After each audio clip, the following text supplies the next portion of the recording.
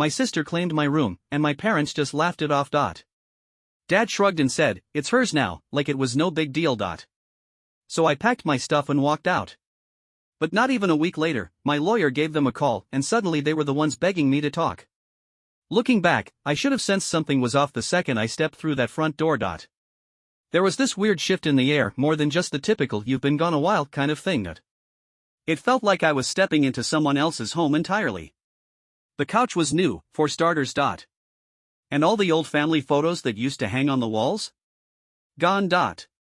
In their place were framed prints of landscapes, generic, lifeless stuff that looked like it belonged in a waiting room or a hotel. Then I heard loud music blasting from upstairs. My room. Or, what used to be my room.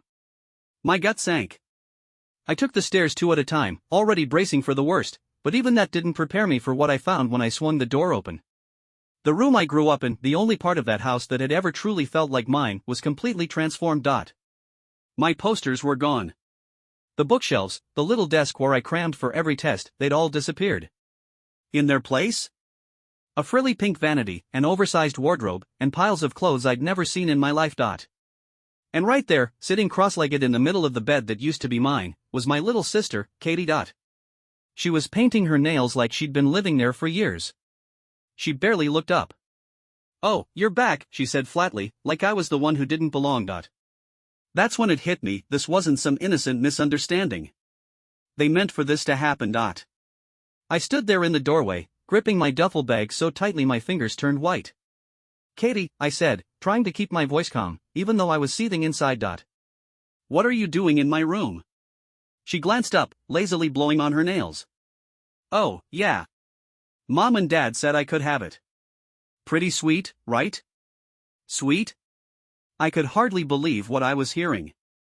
Without another word, I spun around and stormed downstairs, my heart pounding like a drum. I found my parents in the kitchen, chuckling over something on Dad's phone like everything was perfectly normal. They didn't even acknowledge me when I walked in. "Hey," I said, struggling to keep my voice from shaking, "why is Katie in my room?" Dad looked up finally and gave a little laugh. "Oh, that? Yeah, we gave it to her." I blinked. "You what?" Mom sighed, already annoyed like I was making a scene. "Sweetheart, you don't live here anymore." Katie needed more space. It just made sense. Made sense? I repeated, my voice rising. "You didn't even ask me." Dad gave a smug little grin. "It's hers now," he said, like that was the end of the conversation. And that was the moment something inside me snapped. I'd spent my whole life being the one they brushed aside, the one expected to be okay with leftovers while Katie always got the best of everything. But this?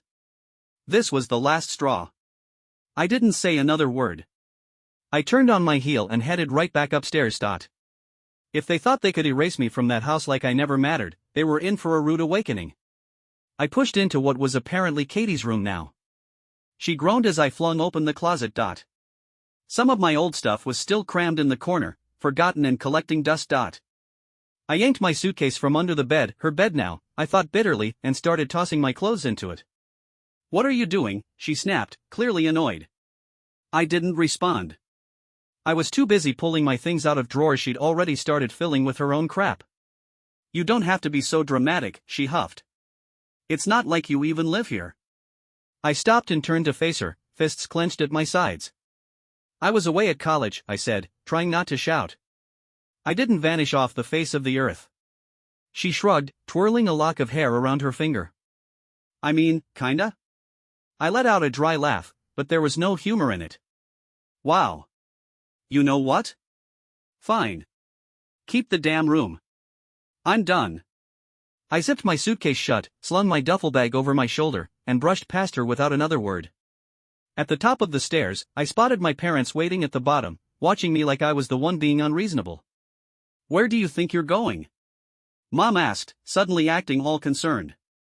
I stared them down, breathing hard. "I'm done," I said firmly.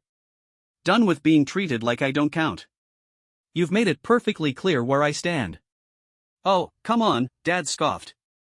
"Don't be ridiculous. Where are you even gonna go?"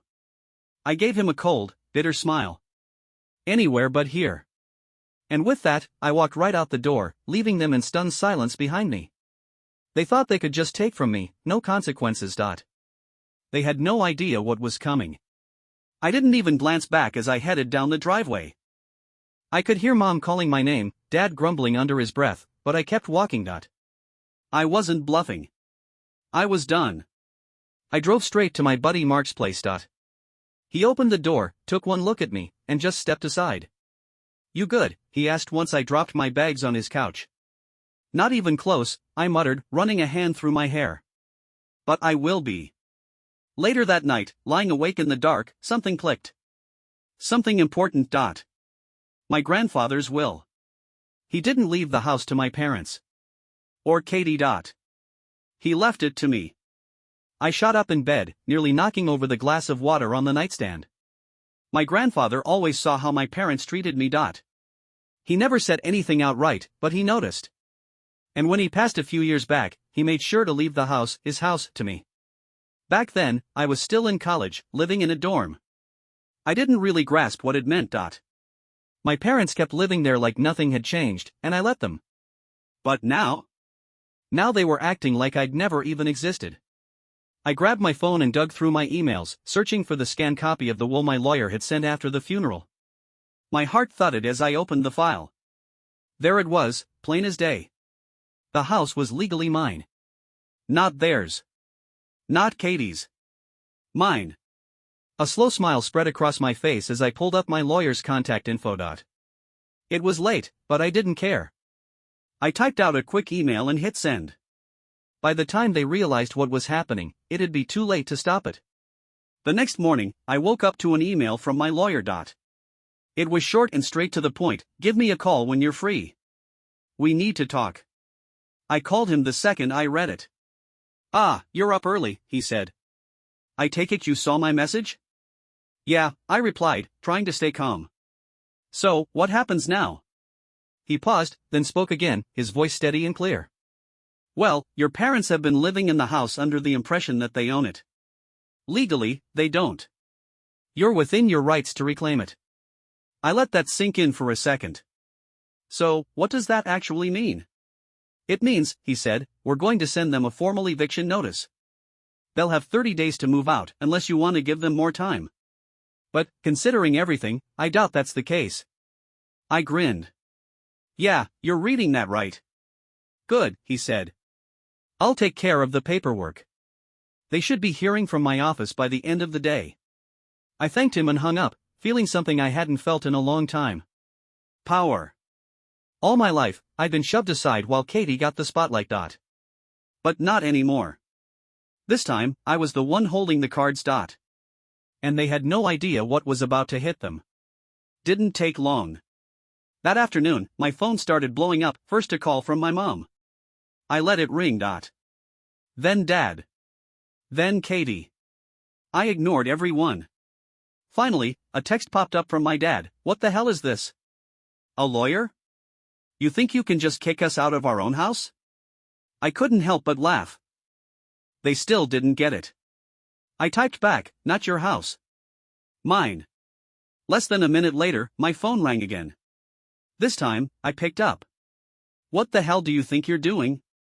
Dad barked the second I said hello. I didn't flinch. "I'm reclaiming what's mine," I said, calm and steady. "You know Grandpa's house? The one you conveniently acted like didn't belong to me?" "Oh, come on," he scoffed. Then Mom jumped in, her voice dipped in that syrupy, fake patient tone she always used when she wanted something. "Sweetheart, this is ridiculous. This is our home."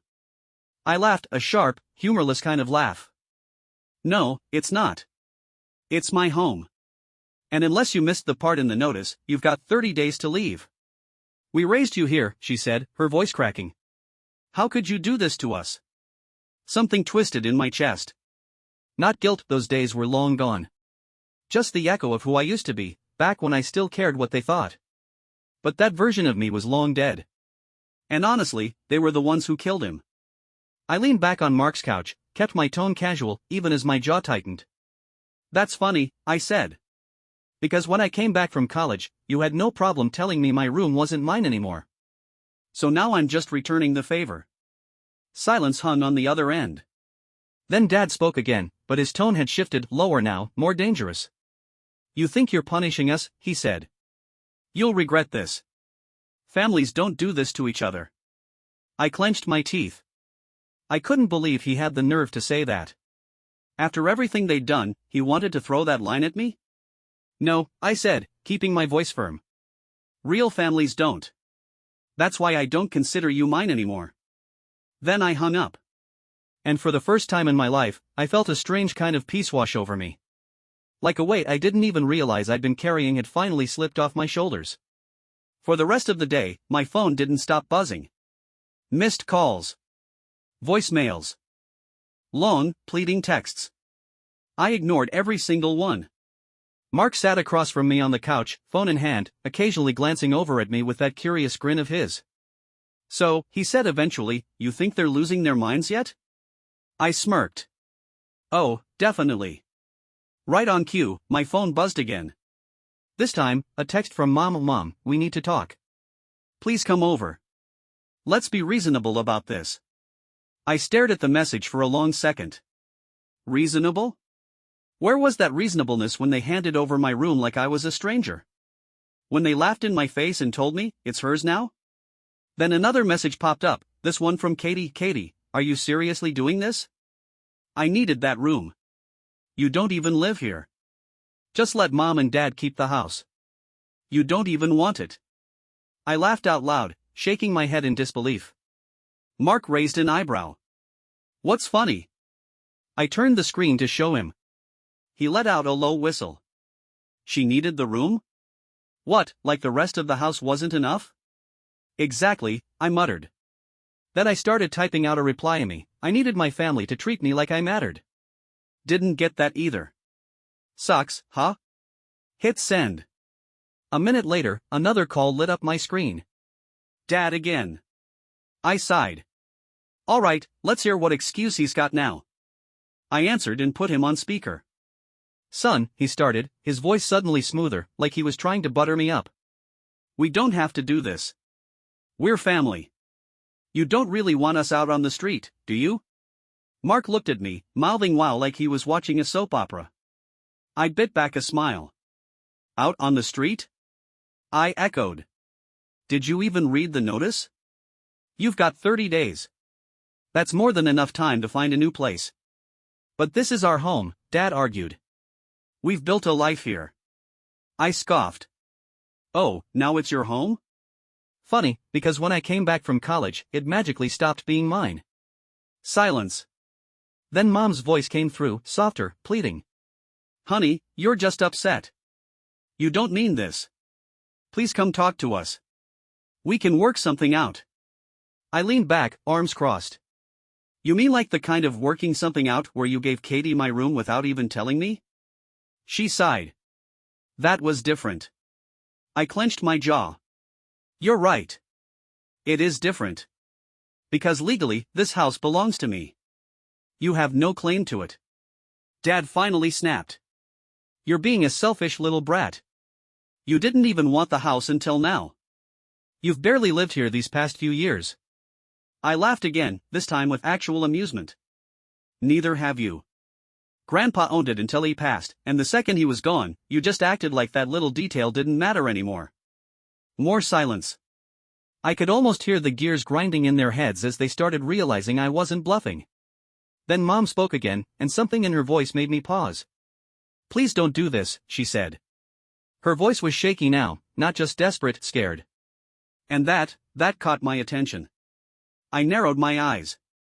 "Why do you care so much about staying here?" The line went quiet for a second. Then Dad muttered, "It's complicated." Mark and I locked eyes. Now that was interesting. I pushed. "Complicated how?" Mom let out a sharp breath, like she was barely keeping it together. "Just come over, please. We need to talk. In person." I sat there, thinking it over. Part of me wanted to leave them sweating. Let them stew in it a little longer. But another part, the part that had always known something was off from the start, wanted to know why they were panicking like this. I exhaled. "Fine," I said. "I'll be there in an hour." Mark perked up. Dude. You sure? I nodded. Yeah. But I'm not going alone. He grinned. Oh, I wouldn't miss this for the world. Something told me my parents weren't just worried about losing the house. They were hiding something. And I was about to find out exactly what. An hour later, I pulled into the driveway with Mark riding shotgun. The house looked the same on the outside, but I didn't feel the same anymore. This time, I was walking up that porch not as a guest. Not as their kid begging to be seen. I was walking up as the rightful owner. My parents stood in the doorway waiting.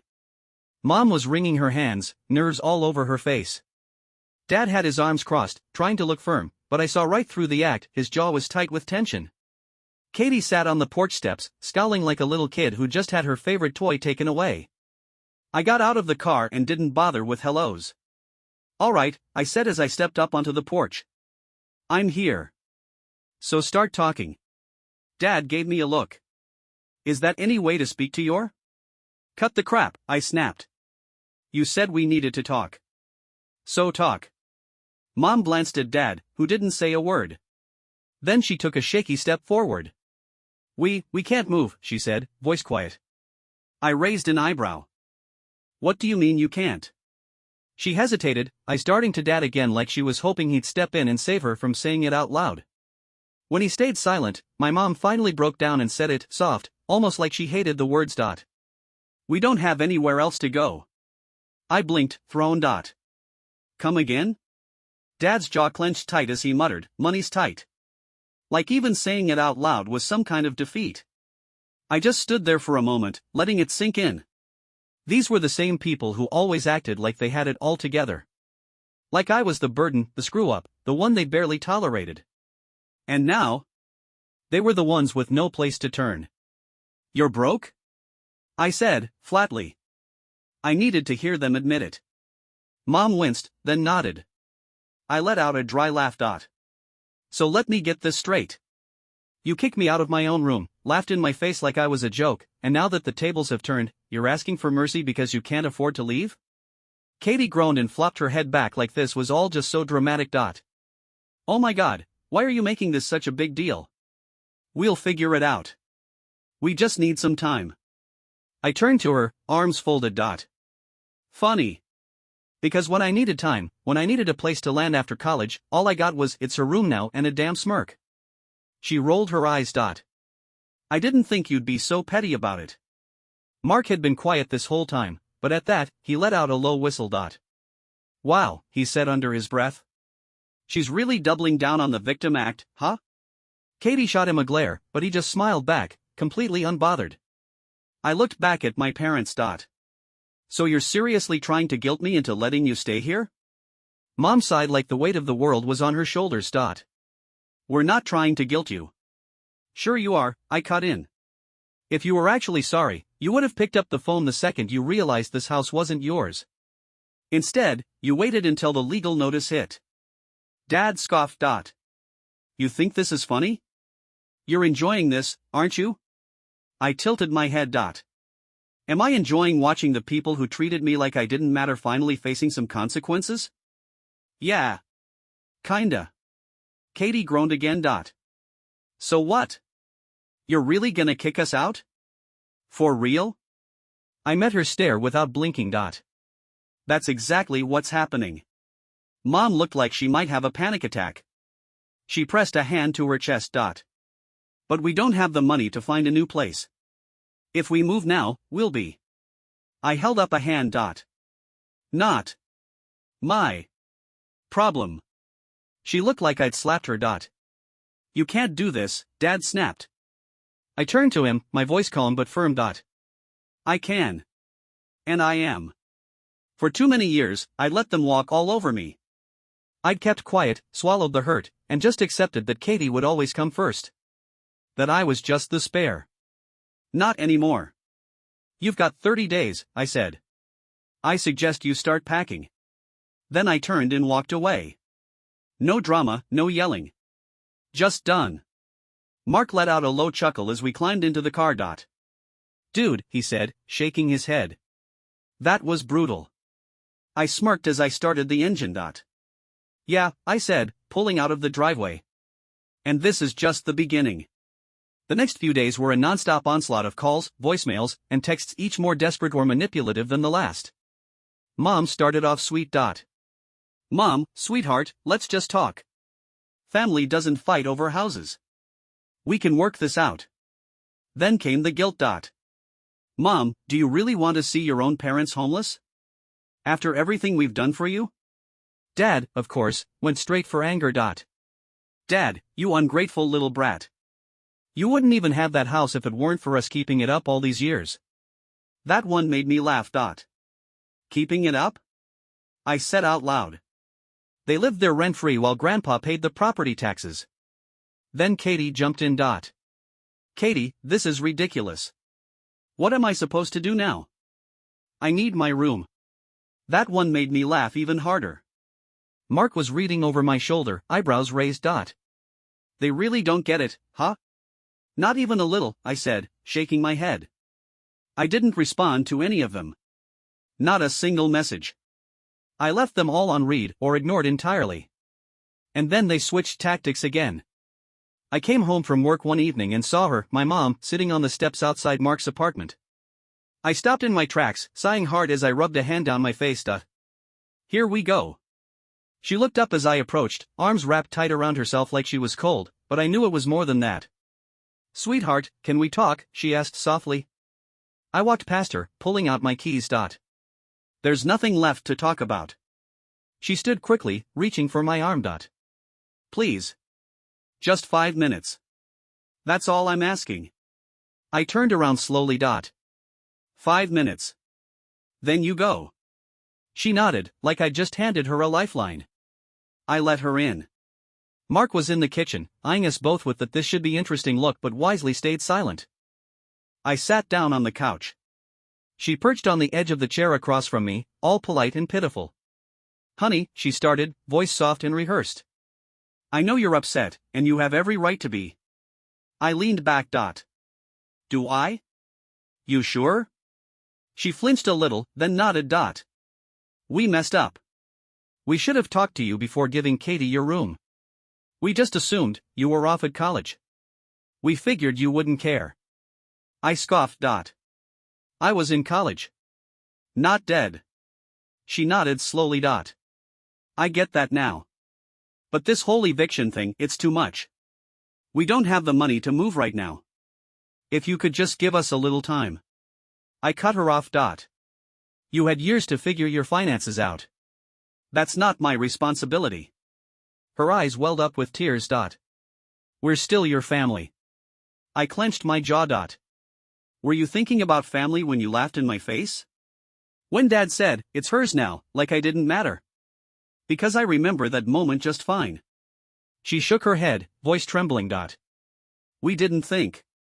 We didn't know you'd react like this. I laughed once, bitter and short. Oh, so if I just rolled over, you wouldn't feel bad at all. Got it. She didn't deny it. After a long pause, she tried one more time. Please don't do this. We have nowhere else to go. I let out a slow breath and looked her straight in the eyes. Here's what's happening. You've got 25 days left. Use them wisely. Her face crumpled. We raised you. I stood up. You raised me to be independent. So congratulations. Now leave. She looked at me like she thought I might cave. I didn't. Eventually, she let out a shaky breath, stood up, and walked to the door. She paused, hand on the knob. You'll regret this, she whispered. I didn't answer. Just watched her walk down the street, shrinking into the distance. From the kitchen, Mark let out a long whistle. Man. That was cold. I sat back down, running a hand through my hair. Yeah, I said quietly. But I don't feel bad. And I meant it. For the first time in years, I felt like I was finally standing on my own 2 feet. And I knew deep down I wasn't going to regret any of it.